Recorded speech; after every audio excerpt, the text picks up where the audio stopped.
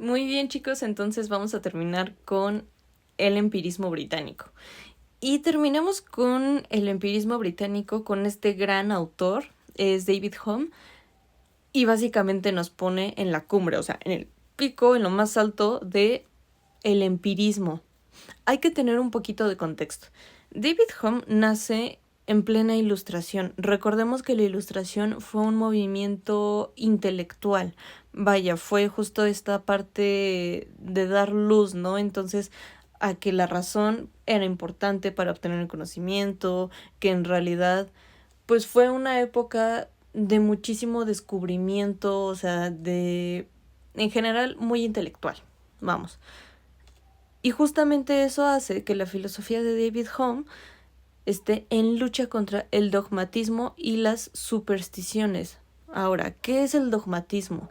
La parte dogmática va justo a esta parte en donde no se cuestiona el conocimiento, simplemente se da por hecho, se asume, y es algo, primero, que trataba de, vaya, de aterrizar y también de dar intervención. Por un lado la Ilustración y por otro lado las ideas de David Hume. Es decir, no, el conocimiento no tiene que ser así, la información no tiene que ser así, simplemente dada y asumida.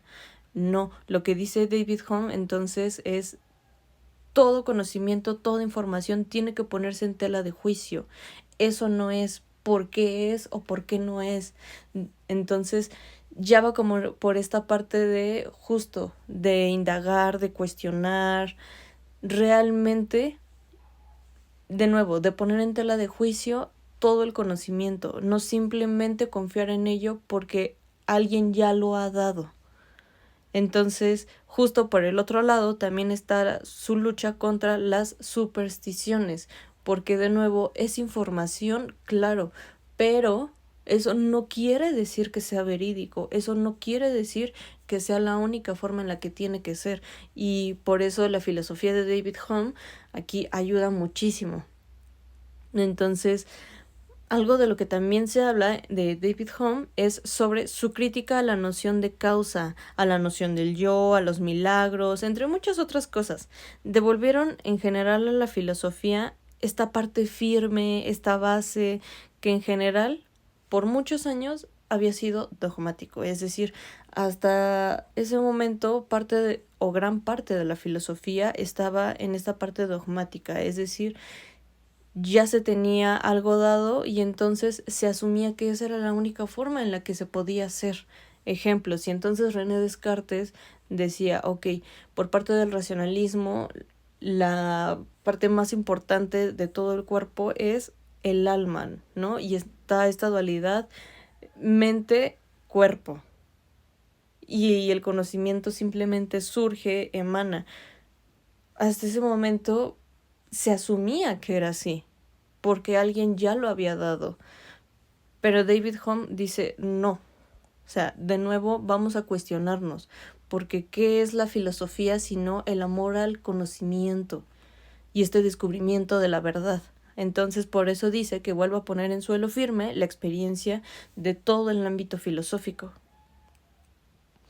Entonces, les comentaba, vamos a hablar un poquito sobre la Ilustración, y es que después de la muerte, de David Hume, lo que en general David Hume fue visto como esta figura muy escéptica, muy radical, justo por decir, no, las cosas no tienen que ser así, hay que cuestionarlas. Entonces es visto como muy escéptico, muy radical, muy revolucionario en ese aspecto. Pero es verdad, como fue un filósofo que desechó ese conocimiento seguro, ese conocimiento dado, entonces realmente sus escritos nos dicen, ok, no es una duda total, o sea, no es una duda, si quisiéramos verlo, ridícula, es decir, de cuestionar todo sin un fundamento, sino una duda propia de la Ilustración, que quiere decir, es una duda que te enfoca, que te orienta al crecimiento, al descubrimiento de la verdad, y no una duda ridícula o absurda de cuestionar simplemente por cuestionar, sin un enfoque, sin un objetivo en cuestión. Entonces, para este punto, si se dan cuenta, David Hume fue una figura muy, muy importante en la parte del empirismo. Y dirán, bueno, ok, entonces, ¿qué tiene que ver con el empirismo si aquí David Hume empezó a decir, oye, tienes que cuestionarte, el conocimiento no está dado, etcétera?